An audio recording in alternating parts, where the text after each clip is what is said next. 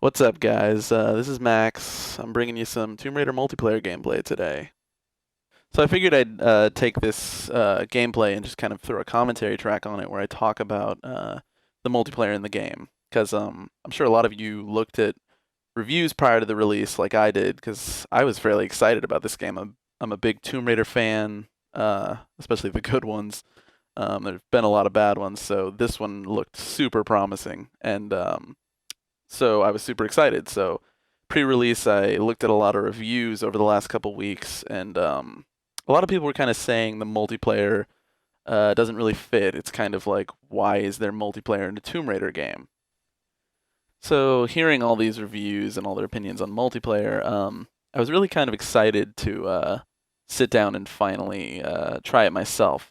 Obviously not as excited as the single player, so I spent like kind of the first couple days of the game. I didn't even touch multiplayer. I just played single player exclusively.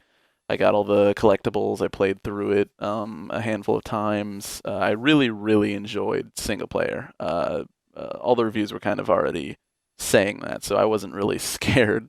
I was fairly sure it was going to be a AAA like stellar experience, and it was.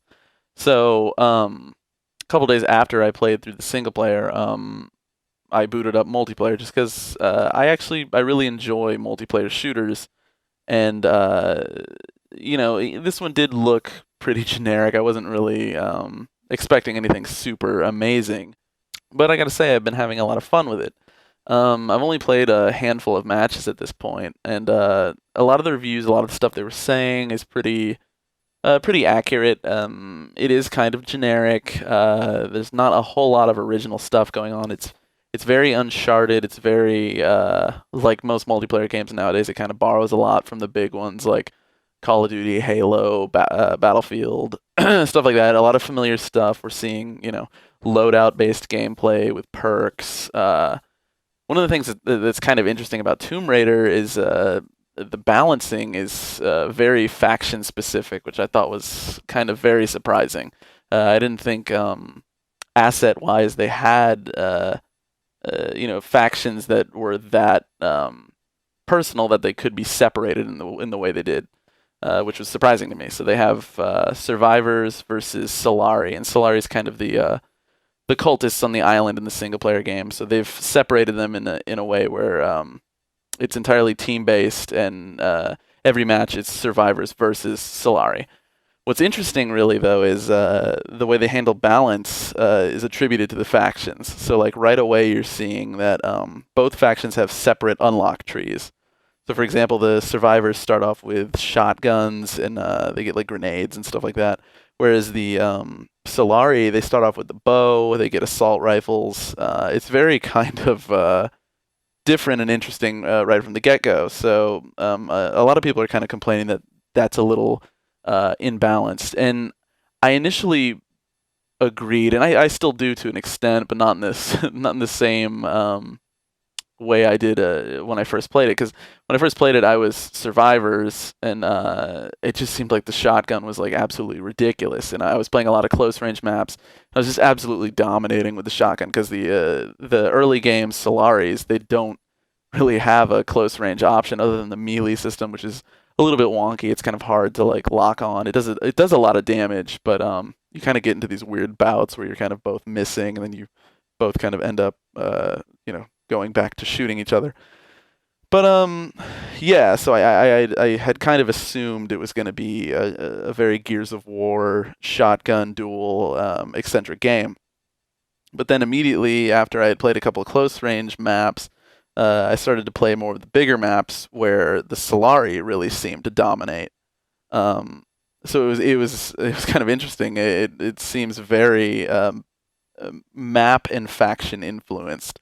So playing the close range maps, it almost seems like you have a huge advantage as the survivors, whereas the long range maps you have a big advantage as the Solari because they start off with the bows and the assault rifles and stuff like that.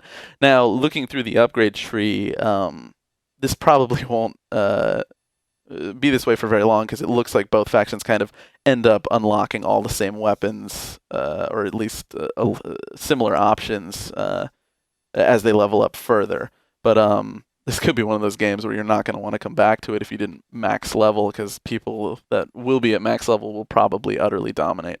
Um, a couple of the interesting things that I didn't foresee, especially in Tomb Raider, which is a kind of a cool off note, is I found kind of interesting. The multiplayer was handled by an entirely different team.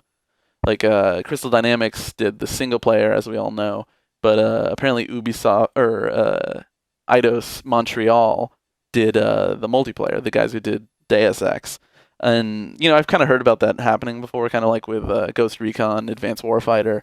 But in games like that, it was so much more obvious. Like you booted up multiplayer in Ghost Recon, and it just looked so different from the single player.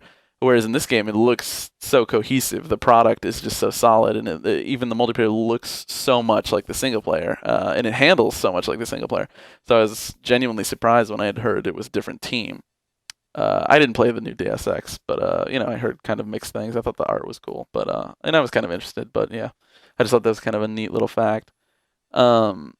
Anyway, what I thought was interesting about Tomb Raider was some of the balance things. Like as you just saw, as I've come to learn, explosives are so essential and powerful in the multiplayer.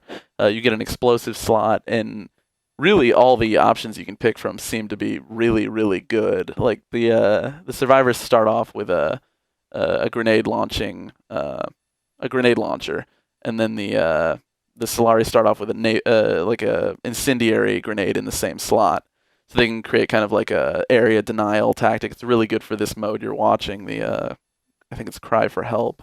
Same thing with the grenades though. Like the grenades themselves are just, the splash damage on it is ridiculous, and the grenade that the survivors get, it is time detonation, but it detonates so quickly you really have no chance to react as long as you aim at least decently well. So there's that, and then there's it might be Solari exclusive. I think they both get it. There's or actually no, I think it is Solari exclusive. There's this proximity bomb that looks like an ammo pack. So when you get near it, it detonates, and it's really powerful. And I had a kind of a problem with that in particular because most of the time it's not that trickery that gets people. It's just the fact they didn't see it. Like I feel like it should be the case where the player tries to get ammo from it, that it detonates. The problem there being, it seems like in this game, when you get near ammo, it just automatically picks it up. So if they implemented a feature where you actually had to manually pick up ammo, it could make that item really compelling in that gameplay element that they want. Whereas right now it doesn't really seem to function that way, and that's not how I use it. I just kind of hide it on a point. I'm not thinking they're going to get tricked by the fact that it looks like an ammo. I just put it in a hot spot where they're going to trick it, where they're going to trip it, not knowing it's there, and it'll explode. And again, the explosives just seem so powerful in this game. There is a perk that lowers explosive damage. I tried it briefly. It just doesn't. I could be completely wrong on this because I've only played it briefly. It just doesn't seem relevant at this point.